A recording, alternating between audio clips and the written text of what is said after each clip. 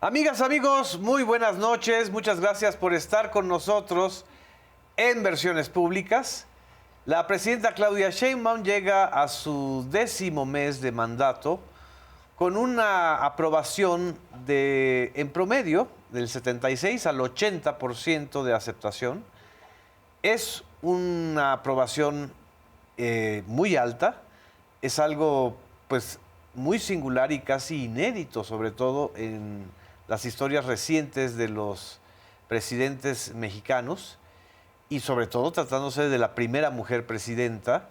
Es muy importante este índice de aceptación que mantiene la presidenta Claudia Sheinbaum en unos meses que además han sido en muchos sentidos una prueba de fuego por las negociaciones complicadas con Estados Unidos, por la situación también del crimen organizado y los reacomodos, o más bien la violencia y los enfrentamientos en Sinaloa, y porque, pues hay que decirlo también, hay una intensa y persistente cobertura mediática privada que se dedica más bien a destacar lo negativo y no los logros, y no también la claridad con la que la primera presidenta mexicana ha logrado conducir los destinos del país.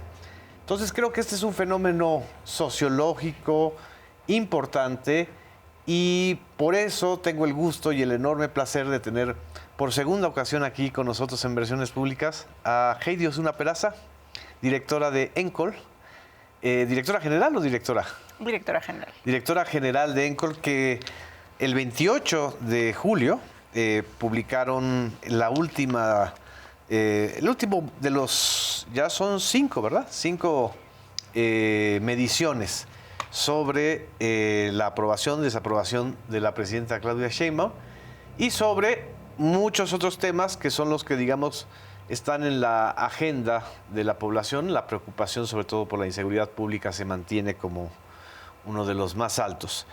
Pero me llama la atención que aunque hay una cierta disminución del 83 al 80% de aprobación entre mayo y julio, la presidenta recupera un nivel o mantiene un nivel de aprobación muy alto en comparación con otros presidentes, incluso en comparación con el propio presidente Donald Trump, ¿no? ¿Qué lectura podemos hacer, Heidi, de esto? Gracias por la invitación, Genaro. A ver, la aprobación de Claudia Sheinbaum es una aprobación muy estable.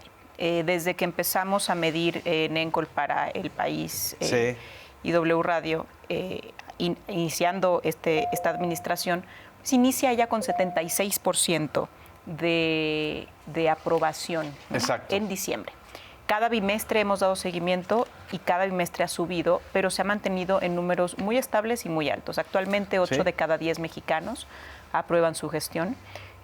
Como bien decías, el bimestre pasado tenía 83% de aprobación, baja de 83 a 80, pero vemos la curva es una línea, ¿no? Por Sí. la estabilidad de la aprobación. Otra característica de la aprobación de Claudia Sheinbaum es que es una presidenta que está aprobada en todos los estratos. ¿Esto qué quiere decir? Hombres, mujeres, todos los rangos de edad, y sobre todo dentro de la oposición. Si nos vamos a los que se declaran... ¿Dentro de la oposición? Dentro de la oposición. Si nos vamos a los que se declaran como panistas, como afines al PAN, la aprobación de Claudia Sheinbaum es de 57%. Obviamente baja con respecto al promedio nacional, que es de 80%. Así es. Pero tiene 57%, que es un muy buen número. Ya varios expresidentes hubieran querido tener 57% de aprobación a nivel nacional. Entonces, dentro de los panistas tiene una aprobación buena de 57%. ¿Qué universo más o menos representan los panistas en la encuesta? En esta encuesta, 17% se declararon afines al PAN. Dentro de los priistas, los pocos que se declaran priistas, que es un 6%. 6%. 6%. Tiene un 60% de aprobación. Dentro de los emesistas tiene 56% de aprobación. Casi lo mismo que los panistas, digamos, o los afines al PAN, ¿no? En el caso del MC, casi el mismo porcentaje.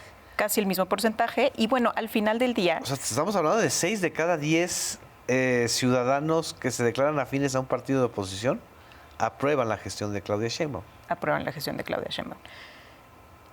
Y mira, preguntamos, como sabíamos, obviamente, y hemos dado seguimiento, queríamos saber por qué esta aprobación está en esos números, ¿no? Ya sea que esté alta o esté baja. Y entonces les preguntamos cuál es el principal logro de Claudia Sheinbaum, y a los que la desaprueban les preguntamos cuál es el principal error de Claudia Sheinbaum. El principal logro son los programas sociales, con 43%, que es bastante alto, ¿no? Sí. Aglutinando todos los programas sociales. Esta es una pregunta espontánea, la gente nos podía decir pues lo que ellos consideraran, no tenía pues ninguna opción múltiple, ¿no? Sí. 46% dicen que los programas sociales. En segundo lugar, dicen en 8%, el combate a la inseguridad. ¿8%? Sí. O sea, así debajo así, es así de la diferencia, distancia. ¿no? Digo, vemos que es la insignia de esta administración, los programas sociales, y también lo fue de Andrés Manuel López Obrador, ¿no? Los programas sociales, también era lo que más reconocían de él. En tercer lugar, dicen que hace un buen trabajo, con 5%, ¿no?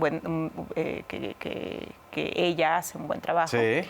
Y la relación con Donald Trump, 5% también, como el mejor logro de Claudia Sheinbaum a este 80% que dice aprobarla. Hay una cosa que también es muy interesante en los reactivos. Cuando se pregunta a los encuestados sobre los atributos de Claudia Sheinbaum, el 93% menciona como principal atributo que es muy trabajadora. A ver, justo preguntamos atributos, queríamos saber cuál atributo estaba más alto o más bajo, o si no poseía estos atributos, ¿no? También puede ser. Y vamos a darle seguimiento durante toda la administración si estos atributos se mantienen, caen, suben. Y el principal atributo que le atribuyen a la presidenta es que es trabajadora, con 93%. En segundo lugar, cercana a la gente, con 86%. En tercer lugar, que está preparada para el cargo que desempeña, con 86%, que es bastante alto. Así es. La preparación. Honestidad, 74%, y cumple sus promesas, 73%.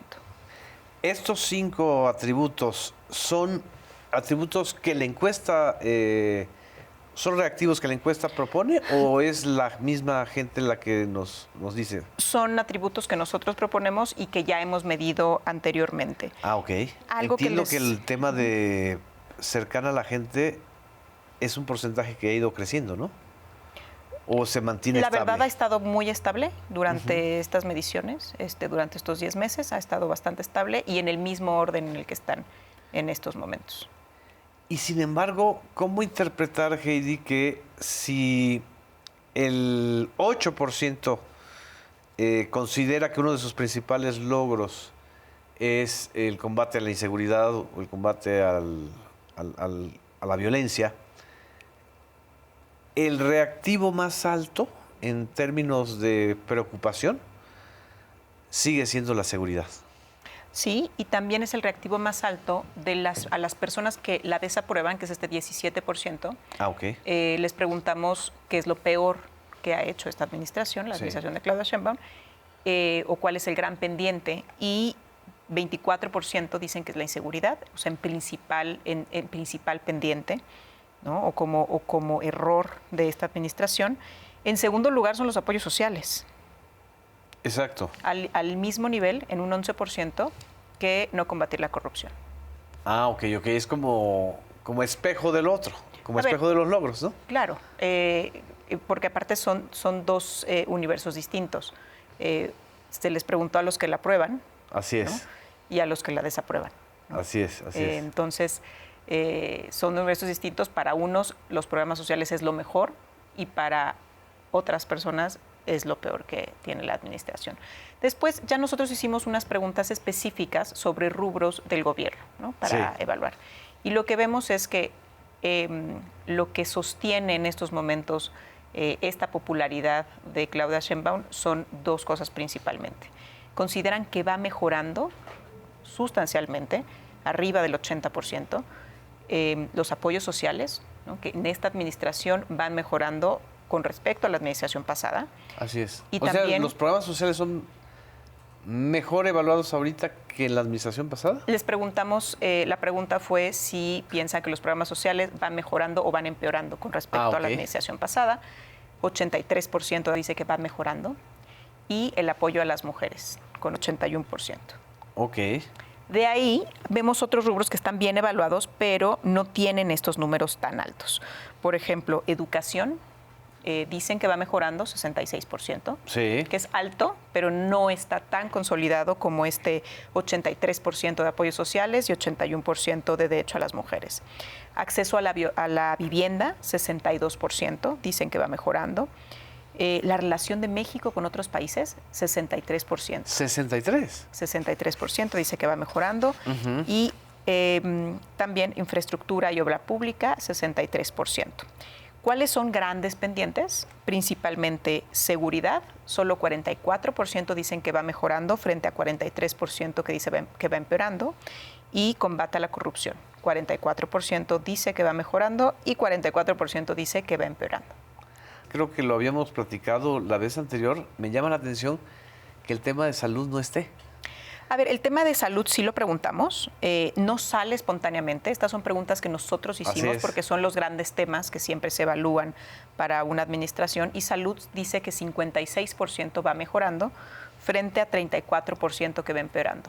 Cuando es muy alto. Es bastante alto, uh-huh. ¿no? Obviamente no es uno de los pilares, ¿no? Que vemos que los grandes pilares son apoyos sociales y son derechos de las mujeres. Así es. Pero es bastante amplio y es bastante bueno.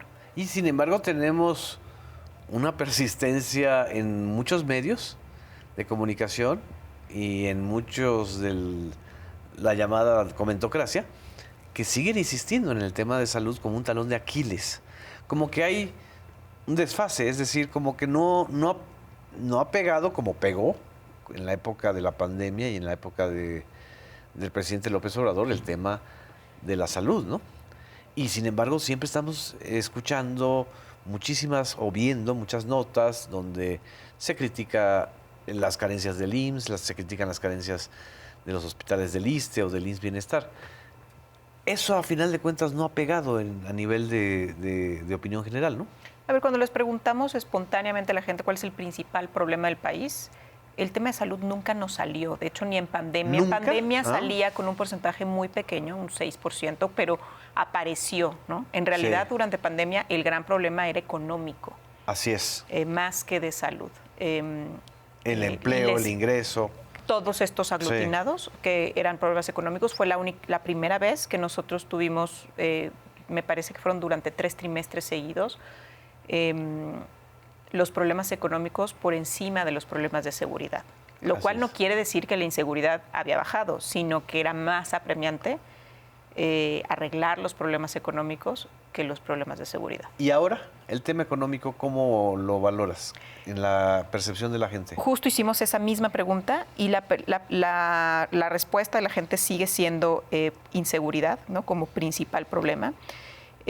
Con 51%. Sí. En segundo lugar, problemas económicos muy por debajo, con 19%. 19. 19% y 13% corrupción y mal gobierno. Si nos vamos al comparativo en diciembre, ¿no? Misma pregunta, inseguridad tenía 45% y problemas económicos tenía 27%. ¿En qué fecha? Diciembre de 2024, la primera medición que realizamos para El País y W Radio. O sea, sí ha disminuido 7 puntos la percepción de que hay problemas económicos. De que hay problemas económicos, pero ha crecido la percepción de inseguridad. ¿A qué le podrías atribuir o si la gente te puede decir? Veo que lo que más les pega en la percepción es el tema de los robos. No es el tema del crimen organizado, es el tema de los robos o de la violencia individual, ¿no? Sí.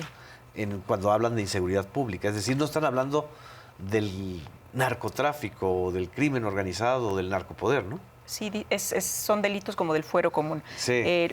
Les preguntamos a los que nos dicen inseguridad como principal problema, ¿qué significa inseguridad para ellos? ¿O cuál es el problema de inseguridad?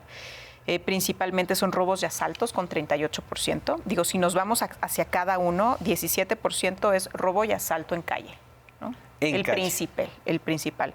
En segundo lugar, en domicilio particular, ya con un 6%. Después tenemos asaltos en negocios y en transporte público con 5% respectivamente. Después autopartes y todo tipo de robo en 5 y 3%. Y narcotráfico y crimen organizado está en 14%, ya aglutinando todo lo que tenga que ver con narcotráfico y crimen organizado. ¿No te mencionaron extorsión? ¿O se entiende que el tema de los asaltos a negocios? Extorsiones y amenazas es 5%. Ah, no es tan alta la percepción de ser un problema dentro del rubro de seguridad pública, ¿no? Pues es que, a ver, es una respuesta espontánea. Entonces Sí. hay gente que nos dice, un 11% dice violencia, ¿no? Violencia En general. Entonces, pues puede estar en esa parte de violencia la extorsión también. Sí. Algo que obviamente la gente no te dice, ¿no? Que es el narcotráfico el principal problema, porque parece que no se dan cuenta que es el problema que desata los robos, Exacto. las extorsiones. No lo ven como la fuente original. No lo ven como la fuente original. Y hay una parte también dentro de esta encuesta que hacen una valoración de la lucha contra el huachicol, que también es interesante, ¿no? Sí, preguntamos siempre en cada entrega sobre temas como de coyunturales. Sí. Hablamos, en este momento fue también de aranceles y del tema de huachicol. Y queríamos saber si sabían, ¿no? Les preguntamos que recientemente la presidenta de México, Claudia Sheinbaum, junto con el secretario de Seguridad, Omar García Harfuch, han encabezado operativos para el decomiso de combustible como parte del combate a una red nacional de tráfico ilegal, conocido como huachicol. ¿Usted estaba enterado de esto o no? 55% estaba enterado, 45% no estaba enterado. Y les preguntamos cómo califica estas acciones, si las califica muy buena, regular, mala, muy mala. 58% califica estas acciones como muy buenas o buenas, frente a un 30% que las califica como malas y muy malas. 6 de cada 10, prácticamente. 6 de cada 10. 6 de cada 10 está apoyando esta lucha contra la industria del huachicol. Y la industria del huachicol fiscal incluso. Sí. Vamos a un corte, Heidi. No nos dejen. Síganos aquí en Versiones Públicas.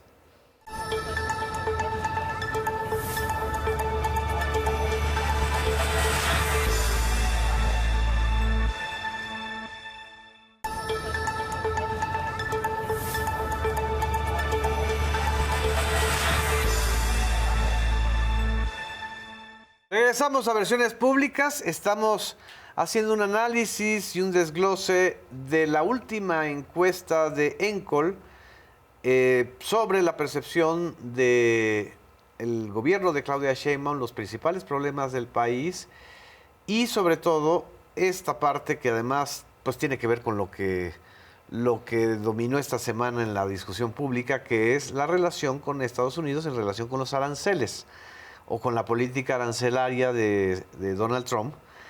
Es muy sorprendente que el 75% de los encuestados conocen, saben que Trump amenazó con imponer aranceles de 30% a productos mexicanos si no se refuerza el control migratorio y el combate al narcotráfico. Es una encuesta realizada el 28 de julio. Ya el 31 de julio sabíamos que ya había habido un arreglo o más bien una postergación. Pero en términos generales, ¿qué es lo más importante que tú observas de todas estas respuestas de la gente? A ver, lo primero es que quieren a una presidenta y a un gobierno conciliador. Exacto. Si lo ves, 57% nos dice que deberíamos de buscar una solución sin aplicar aranceles recíprocos a Estados Unidos. O sea, que nos respondamos con la misma moneda. Que no respondamos con la misma moneda. Después, solo un 31% dice que sí, hay que responder a Estados Unidos con la misma moneda, ¿no? Con aranceles recíprocos a Estados Unidos. Y hay un 5% que todavía podríamos sumárselo a este 57%, que es aceptar los aranceles sin tomar ninguna medida. O sea, lo que digan los gringos. Lo que digan Estados Unidos. O sea, 60 y 62% estaría, digamos, en una posición de negociación. De negociación y de no confrontación. ¿Y esto es común? ¿O ya lo había medido en en otras encuestas? No lo habíamos medido en otras encuestas porque casi no pasaba, ¿no? Este es el sexenio Claro. en este sexenio de Trump es cuando todo ha pasado, ¿no? Y en realidad son 10 meses de Claudia Sheinbaum, pero de Trump son 6 meses. Son 7 meses de Trump, sí. Y sin embargo, la atención de la población ha sido muy alta en el tema de los aranceles, que es un tema muy técnico. Es decir, es un tema muy de comercio exterior, no es un tema que esté generalizado en la población, pero ya se generalizó. A ver, el tema de Trump en esta administración ha brotado mucho. Sí. Esta pregunta del principal logro del gobierno, hacíamos esta pregunta también en el sexenio pasado, cuando también Andrés Manuel se enfrentaba a Trump, y Trump no aparecía en las respuestas espontáneas. Actualmente reconocen como positivo las negociaciones y la relación que tiene Claudia Sheinbaum con Trump. Es algo que le suma a la presidenta, la relación que ella tiene. Y al final del día, me parece que los mexicanos ven que es de las pocas mujeres que Trump habla bien del mundo. De los pocos mandatarios, incluso. De las pocas mujeres, de los pocos mandatarios y de las pocas mexicanas que habla bien, ¿no? Exacto. Entonces, se ve una relación de respeto. Pero hay también aquí una cosa interesante, es decir, el mensaje de Claudia Sheinbaum, de la presidenta, en relación con hay que mantener la cabeza fría, hay que mantener la cooperación sin subordinación, hay que negociar, ha calado en la gente. Es decir, tiene un respaldo social muy alto. No así si hubiera sido una ruptura, es decir, una especie de envolvernos en la bandera mexicana y decir, pues vamos a romper con Estados Unidos, ¿no? A ver, también porque la gente ha visto lo que ha pasado con mandatarios que se han envuelto en la bandera. Exactamente. Y saben cuál ha sido la consecuencia de ello. Y hay también eso me llamó la atención, porque además, como es el 28 de julio, hay una confianza o prácticamente una sensación social de que se va a arreglar la situación. Es decir, de que la amenaza, que era muy alta, porque aquí lo estamos viendo, ¿qué tanta confianza le genera la forma en que la presidenta de México, Claudia Sheinbaum, está manejando la relación bilateral con Estados Unidos y con Trump? Es 69%, ¿no? Es muy alta, a pesar de que han pasado 6 meses muy duros, ¿no? Sí, a ver, iniciamos esta medición con un 75%, que era más alto, o sea, ha bajado la confianza.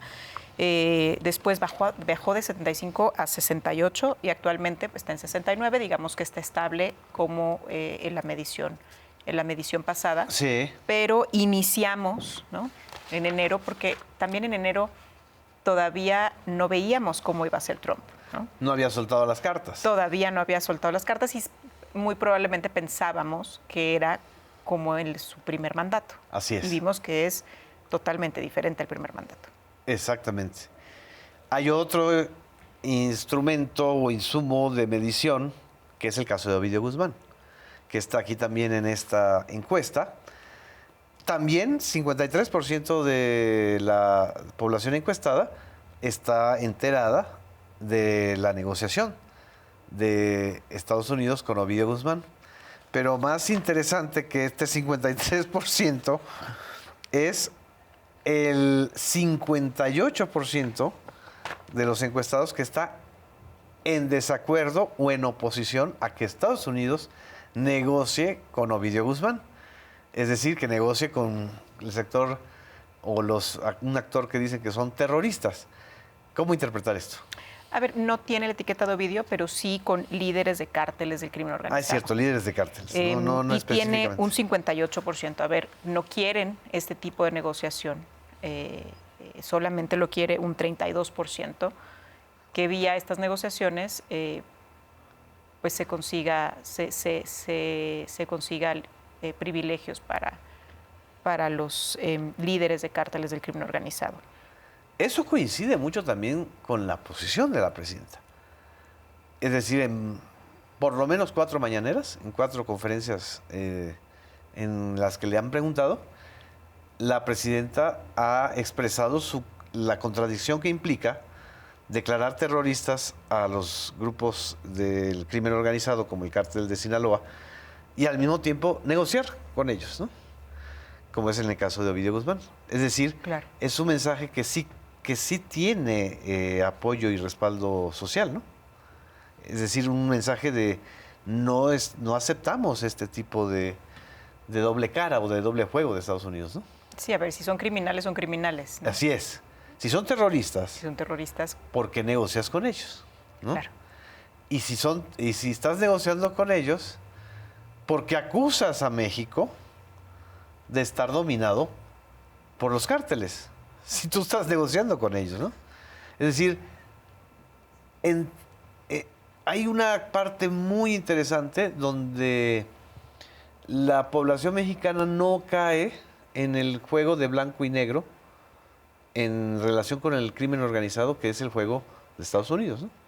A ver, también puede ser el rechazo a la etiqueta Estados Unidos, ¿no? Exacto. O sea, a que son acciones que Estados Unidos está implementando, no que está implementando el gobierno mexicano. Sería bueno preguntar si el gobierno mexicano lo hiciera y ver si hay alguna diferencia entre si es porque es Estados Unidos o porque efectivamente los consideran como criminales con los que no se debe de negociar, ¿no? Así es, así es. También hay una muy buena opinión sobre las operaciones que ha realizado el secretario de Seguridad, Omar García Harfuch. Hay como un apoyo. Ahí está, aquí aparece esto que platicábamos en el bloque anterior del huachicol. Y también hay una parte que me parece muy interesante en relación con la noticia de que existen mercenarios extranjeros, incluyendo exmilitares colombianos participando en actividades del narcotráfico. Es como muy específica, ¿no? La pregunta. Y aquí, evidentemente, hay un 57% de población que no está enterada, pero hay un 43% que sí está enterada, ¿no? Sí está enterada, lo cual me parece que es alto de todos modos. Es alto. A ver, cuando nosotros de repente preguntamos sobre reformas que se están discutiendo en el Congreso, el conocimiento no llega ni al 30%. Y si te das cuenta, todos estos temas que van muy ligados a temas de seguridad, la gente sí está informada de estos temas. Pero cuando les preguntas temas del Congreso y de reformas, puede ser que está como muy lejano, me parece, a su día a día, ¿no? Creo que a veces no saben cómo explicar, sobre todo el legislativo, su trabajo para que vean cómo afecta o beneficia en el día a día de la gente. Pero si te das cuenta, los temas de seguridad pues son muy sencillos, no hay que explicarlos mucho y hay buen conocimiento, arriba del 40% en prácticamente todos los temas. Incluyendo, me imagino que el secuestro del Mayo, que acaba de cumplir 1 año.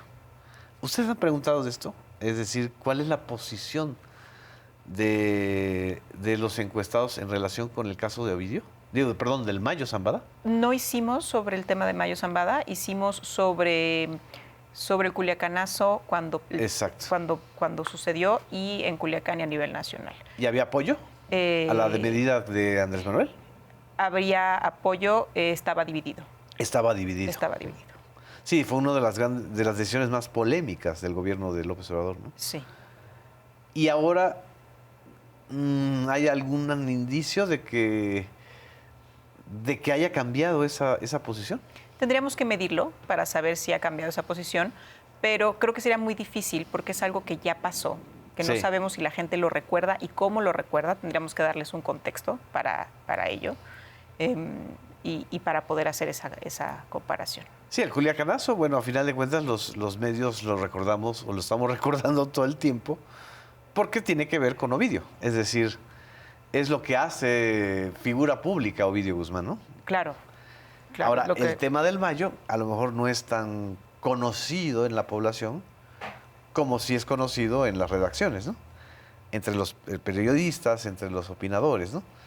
La figura del Mayo como una figura legendaria dentro del crimen organizado en México, ¿no? Pero si tú hicieras un balance y dijeras, ¿ha llevado bien la presidenta Claudia Sheinbaum este tema tan delicado, tan difícil que es el de las extradiciones y el de las negociaciones? ¿Cuál sería tu lectura de lo que está diciendo la gente? A ver, lo que dice la gente es que la presidenta está llevando bien la relación con Estados Unidos. En general. Y la relación con Estados Unidos tiene muchas aristas. Está la económica, está la de seguridad y está la migratoria. En general, ¿no?, todas están bien evaluadas. Vemos los dos grandes pendientes de esta administración, que sigue siendo la seguridad. Ha mejorado ligeramente. Si nos vamos a la medición pasada, la seguridad tenía números negativos, o sea, había más personas que creían que no había mejorado la seguridad con respecto a la administración pasada, y actualmente ya ven que está mejorando la seguridad respecto a la administración pasada. Obviamente eso toma tiempo, no sabemos si por eso es esta evaluación, y el tema de la corrupción también, ¿no? Digamos que son los dos grandes pendientes de esta administración. Pendientes que también se vienen arrastrando, ¿no?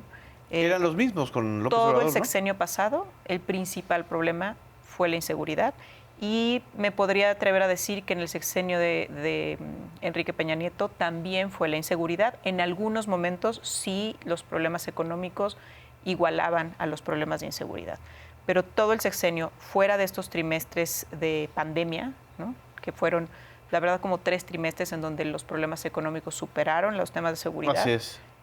La inseguridad ha sido siempre el principal problema en los años recientes del país. Han hecho comparativo de el gobierno de la presidenta Claudia Sheinbaum y el gobierno de López Obrador en relación con su política contra la inseguridad. Bueno, pues la pregunta es esta, si ha mejorado con respecto a la administración pasada. Actualmente la gente dice que ha mejorado, está muy empatado, ¿no? 43% dice que ha mejorado, 44% dice que ha mejorado, 41% dice que ha empeorado, o sea, está muy dividido. Ah, ok. Pero me parece que la mejor manera de evaluar y comparar esto pues va a ser justo para el primer informe de gobierno, ¿no?, con preguntas muy específicas de una administración, y otra con respecto a la seguridad y a los temas económicos. ¿La están midiendo? Bueno, es el 1 de septiembre, ¿no? Sí, pero vamos a medir en unos 10 días antes para tenerla pues lo más fresca posible. Sí. ¿Han logrado hacer alguna derivación por estado o han hecho encuestas estatales sobre el tema de inseguridad en este año? Bueno. No publicadas, no, solamente hemos publicado encuestas nacionales, no hemos hecho encuestas estatales para publicar. Para ser públicas. Para ser públicas, pero sí lo que te puedo decir es que los principales problemas de inseguridad ya a nivel estatal a veces sí varían. O sea, el tema del robo sí está en todos lados, pero hay estados, por ejemplo, como Guanajuato, que el principal problema sí es la inseguridad, pero cuando ya les preguntamos qué de inseguridad, dicen homicidios, por ejemplo. Homicidios. Homicidios. Sí hay lugares en donde cambia un poco, ¿no? Y sobre todo... El acento cambia más. Sobre todo el qué de la inseguridad, ¿no? Y hay lugares en donde el narcotráfico sí tiene un nivel bastante alto, no en primer lugar, pero sí en segundo lugar espontáneamente por la gente. Así es. El tema, por ejemplo, de feminicidios, que también ha tenido un peso muy fuerte en los medios. ¿Lo mencionan las personas? ¿Lo mencionan a nivel nacional, trae un 3%, o sea, sí sale. Sí.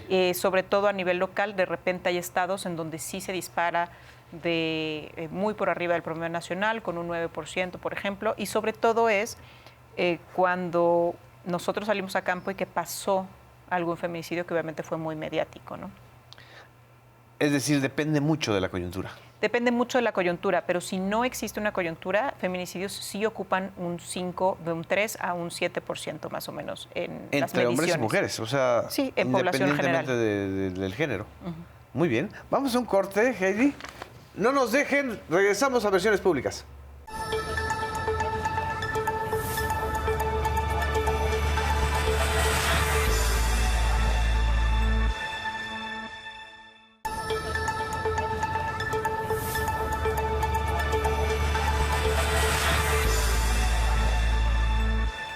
Regresamos a Versiones Públicas. Estamos diseccionando y conversando con Heidi Osuna, directora general de ENCOL, la encuestadora que de manera más sistemática y desde mi punto de vista más profesional ha ido bimensualmente ha ido manteniendo el pulso de lo que ocurre a nivel de percepción pública frente al gobierno federal, frente a las principales decisiones de la presidenta Claudia Sheinbaum y también frente al perfil político poblacional, ¿no? La última parte de esta encuesta del 28 de julio refleja otra vez una hegemonía muy fuerte de afinidades hacia Morena, 48%, y su más cercano competidor es el apartidismo, o sea, 18%, que creció un poquito del 17 al 18%, y ya 14% el PAN, 6% PRI y MC. El PRI, de hecho, ha bajado de 9 a 6% entre la primera encuesta de hace un año y esta. Y bueno, pues el Verde, el PT, pues son marginales, ¿no? 3% el Verde, PT 2%. ¿Esto qué nos refleja, Heidi? Porque se habla mucho de la polarización en el país, ¿no? De que vivimos desde la época de López Obrador un país polarizado. Y la verdad es que las encuestas no te hablan de un país polarizado. ¿De qué te habla? A ver, las encuestas y las elecciones no te hablan, los resultados electorales no te hablan de un país polarizado. Te hablan de una preferencia hacia un partido político. Exacto. Morena gobierna más del 70% de los estados. La diferencia entre el primer lugar y el segundo lugar en la presidencia fue más de 31 puntos. Así es. Entonces, si hubiera una polarización, sería como está Estados Unidos, ¿no? Que prácticamente pues, la mitad del país se identifica como demócrata y la mitad del país se identifica como republicana. Cuando el Congreso está prácticamente mitad y mitad, cuando un presidente pues gana con un poco margen como es el de Donald Trump. O como le pasó a Calderón. O como en el caso de México. O como pasó con Calderón. O, por ejemplo, cuando sumas todos los votos que no obtuvo un presidente. Peña Nieto, por ejemplo, si hubiera sumado toda la oposición, pues hubo más gente que no votó por él. Exacto. Que gente que votó por él.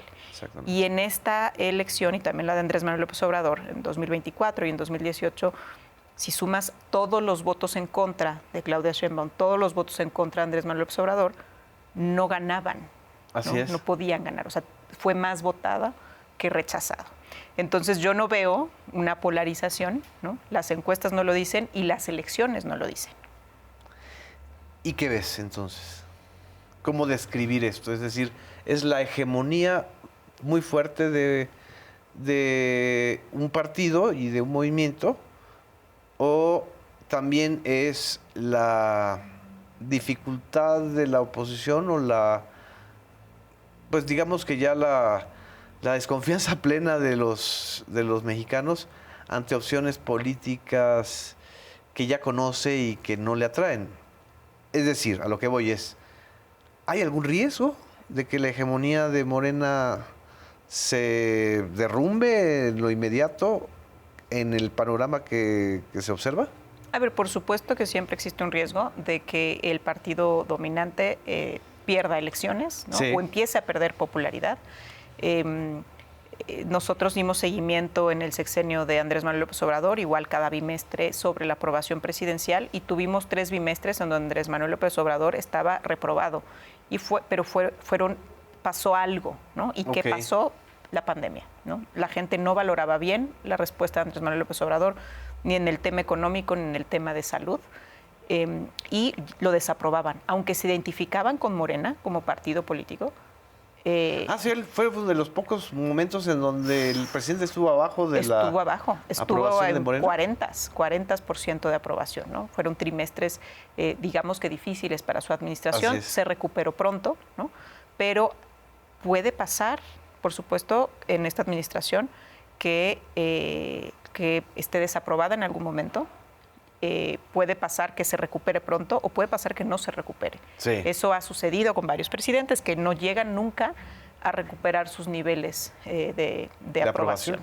Entonces, por supuesto que todo puede pasar, por eso las encuestas son una fotografía del momento, ¿no? Así es. Hoy, Claudia Sheinbaum es una presidenta con una aprobación alta, muy superior a Morena, además. Aprobada dentro de la oposición también, pero mañana esto puede cambiar, ¿no? Parece que tendría que pasar algo muy estrepitoso para que esto sucediera, pero todo es posible.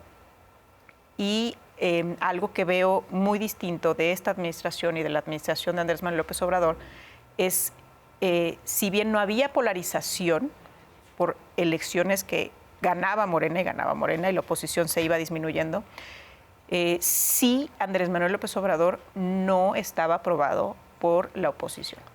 O sea, había más animadversión hacia la presidencia de López Obrador desde el votante o desde el ciudadano identificado como opositor que con Claudia Sheinbaum.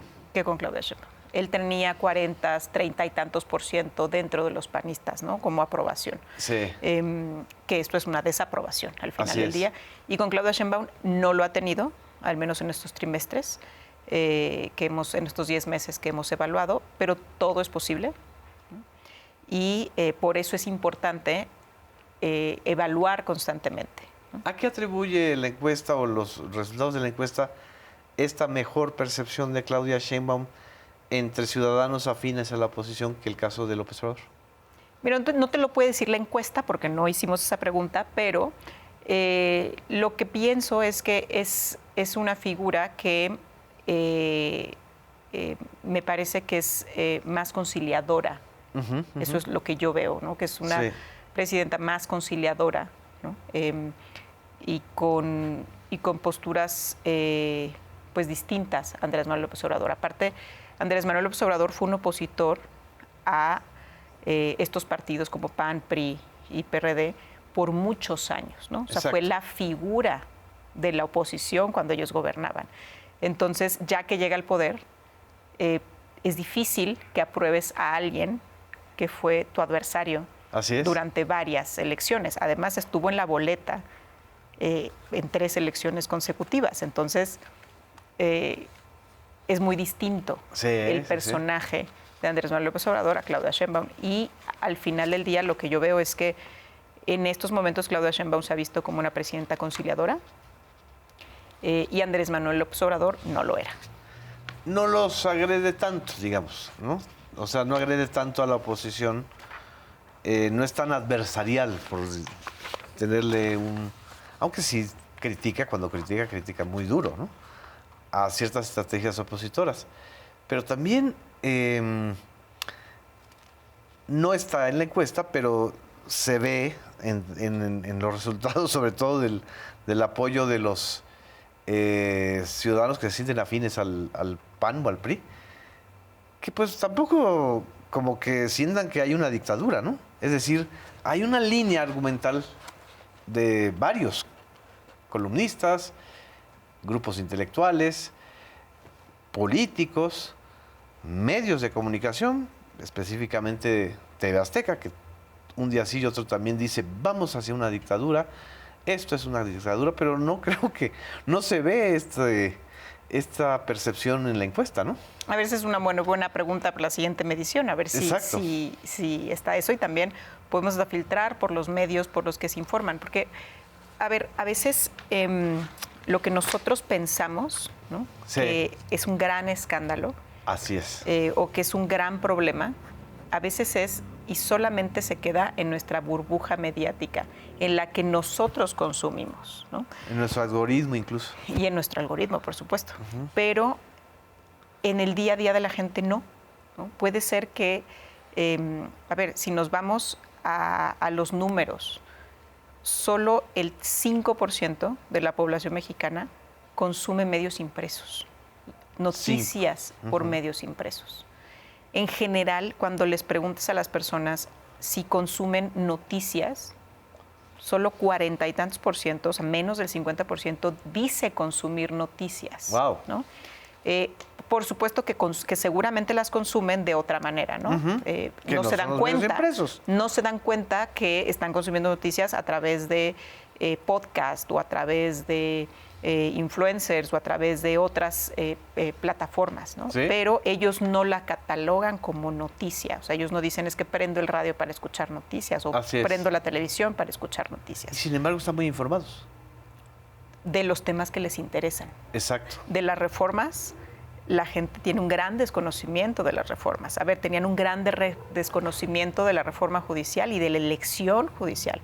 Solamente 21% decía conocer a alguno de los candidatos a la Suprema Corte de Justicia. Sí. Previo a la elección, ¿no? Sí, días antes. Días antes.